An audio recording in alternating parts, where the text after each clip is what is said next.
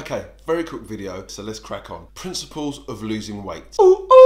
Metabolism. It's a chemical reaction that occurs in every single living organism. Resting metabolic rate.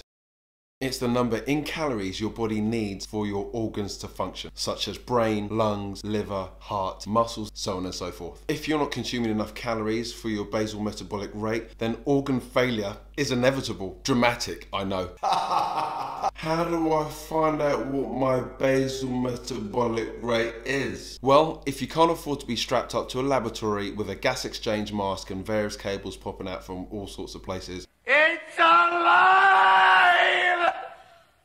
Then I suggest you look online. There are a bunch of credible websites you can use to give you some information that will put you in the right ballpark. It's obvious that everybody's resting metabolic rate cannot be the same. We all have different body compositions and different sizes, some large, some small. You would assume that larger people have a higher resting metabolic rate. However, it all depends on your body composition. Let's say you have two people. They weigh exactly the same, they're roughly the same height, but one likes eating more cake and the other likes more protein. Now, it's probably safe to assume the one with the higher body fat percentage is going to have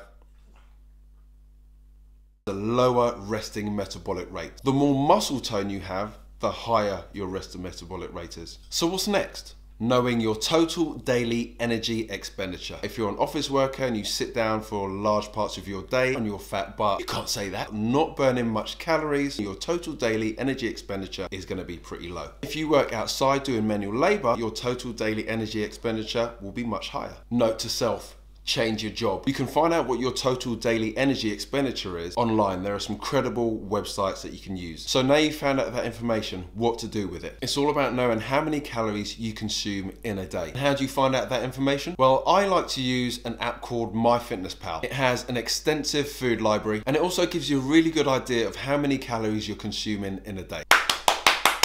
So what's next? Now you know what your BMR is, your basal metabolic rate, and your total daily energy expenditure. Next is the magic. Just simply add those two numbers together. Once you've added those two numbers together, make sure you consume a calorific deficit of that number. That and doing exercise together means weight loss.